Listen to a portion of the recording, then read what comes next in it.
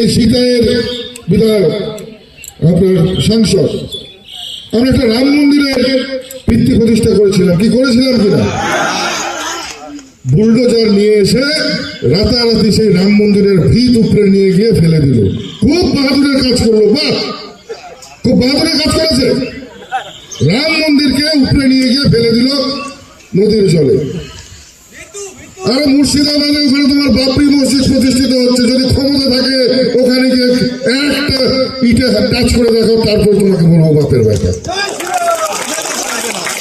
কত বড় তোমাদের ক্ষমতা, আমরা কথাই বলতে পারবো না। আজকে সমস্ত ধর্মের প্রতি সম্মান রেখে চলি। ভারতীয় জনতা পার্টির সরকার প্রতিষ্ঠিত হলে আপনারা দেখবেন আমাদের যেমন বিসর্জনের র্যালি আমরা বন্ধ করব না, পাশাপাশি আমরা একই সঙ্গে আমাদের মুসলিম ভাইদের তাদের যে তাজিয়া সেটাও আমরা উপভোগ করব। আমাদের পুজোয় যেমন তারা পার্টিসিপেট করবে, আমরা তাজিয়াও, তাদের মহরমের তাজিয়াও দাঁড়িয়ে দাঁড়িয়ে দেখব। আমাদের রাসমেলায় তারা যেমন উপভোগ করবে, আমরা হুজুর সাহেবের মেলায় গিয়ে সেখানে গিয়ে মাথা দেখব। এই হচ্ছে আমাদের সংস্কৃতি। কিন্তু এই ডিসক্রিমিনেশনের রাজনীতি, এই অ্যাপিসমেন্টের রাজনীতি মমতা বন্দ্যোপাধ্যায় করে। মমতা বন্দ্যোপাধ্যায় এই 30% মুসলিম ভাইদের উস্কে দিয়ে তাদের কথা সবসময় বলে, অথচ তাদেরকে পিছিয়ে ফেলে দিচ্ছে। আজকে ভাবুন তো, কুচবিহার জেলায় এতগুলো ব্লক রয়েছে, কটা ব্লকে তৃণমূল কংগ্রেসের মুসলিম সভাপতি রয়েছে, এতগুলো আমাদের বিধানসভা রয়েছে, কটা বিধানসভায় ওরা মুসলিম ক্যান্ডিডেট দেয়? ভাই, এত তোমাদের মুসলিম প্রীতি, এত মুসলিম প্রেম, প্রমাণ করো। কথায় না, কাজে প্রমাণ করতে হবে। তোমরা করো। আর মুসলিম ভাইয়েরা বোকার মতন ইমাম মুয়াজ্জিমরা ভাটা পাচ্ছে, ওরা মসজিদ থেকে যা বলে দিচ্ছে তাই করছে। নিজেদের একটা বোঝার ক্ষমতা থাকা উচিত। তাই শিক্ষিত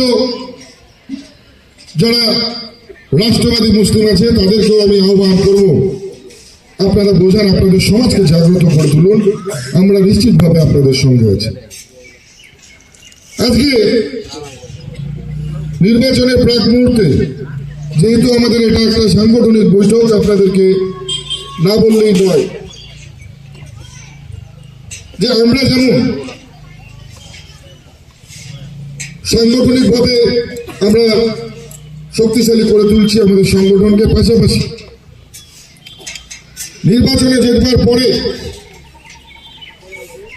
আমরা আমাদের যারা এই সংঘর্ষশীল কর্মী, যারা নিজেদের জীবনকে উৎসর্গ করবার জন্য প্রস্তুত আমাদের সংগঠনের কাজে, নিশ্চিতভাবে সরকার প্রতিষ্ঠা হবার পরে আমরা তাদেরকেও আমরা মজবুত করব। তাদের জন্য আমরা নিশ্চিতভাবে তাদের জন্য ভাবনা ভাববো। এই কথা আজকে আপনাদেরকে দাঁড়িয়ে দিয়ে গেল।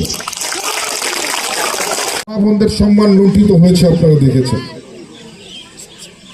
আর সেই পরিস্থিতি দেখে আমরা জানি যে আমরা উত্তরবঙ্গের মানুষ সবসময় ভারতীয় জনতা পার্টির সঙ্গে থাকি, কিন্তু দক্ষিণবঙ্গে যারা দীর্ঘ 34 বছরের বাম শাসনের ফলে যে আমাদের হিন্দু ভাইয়েরা সেকুলার হয়ে গিয়েছিল, আজকে তাদেরও চোখ খুলে গেছে। তাদেরও চোখ খুলে গেছে এই কারণে, কারণ বাংলাদেশের সেই আমাদের হিন্দু ভাইদের যে বুক ফাটা আর্তনাদ আমাদের বারবার আমাদের বিবেককে দূষিত করেছে। আজকে মনে রাখতে হবে, সনাতনী ভাইদের জন্য আমাদের যারা হিন্দু ভাইয়েরা রয়েছে, যারা রাষ্ট্রবাদী মুসলিমরা রয়েছে, তাদের জন্য এটাই শেষ নির্বাচন। এই নির্বাচনে আমাদের প্রাণের আহুতি দিতে হবে, কিন্তু 1 ইঞ্চি জমি ছেড়ে তৃণমূল কংগ্রেসের সঙ্গে কথা বলা যাবে না। তৃণমূল কংগ্রেসকে 1 ইঞ্চি জমি আমরা ছাড়বো না এবারের নির্বাচনে। এবারের নির্বাচনে আমাদের সর্বস্ব দিয়ে আমাদেরকে লড়াই করতে হবে। কারণ মনে রাখতে হবে যে পশ্চিমবঙ্গে এবারে ভারতীয় জনতা পার্টির সরকার প্রতিষ্ঠিত হতে চলেছে, পশ্চিমবঙ্গের ডাবল ইঞ্জিনের সরকার প্রতিষ্ঠিত হতে চলেছে। তাই সিতাইয়ের মানুষ যেন সেটা থেকে বঞ্চিত না হয়, সেই জন্য সিতাইকেও আমাদের ভারতীয় জনতা পার্টির প্রার্থীকে জিতিয়ে সিতাইকেও সেই ডেভেলপমেন্টের সঙ্গে সামিল করতে হবে, উন্নয়নের সঙ্গে সামিল করতে হবে। কি আমরা পারবো তো? সিতাইয়ের মানুষ পারবে তো? সিতাইয়ের মানুষের সেই সাহস আছে তো? আজকের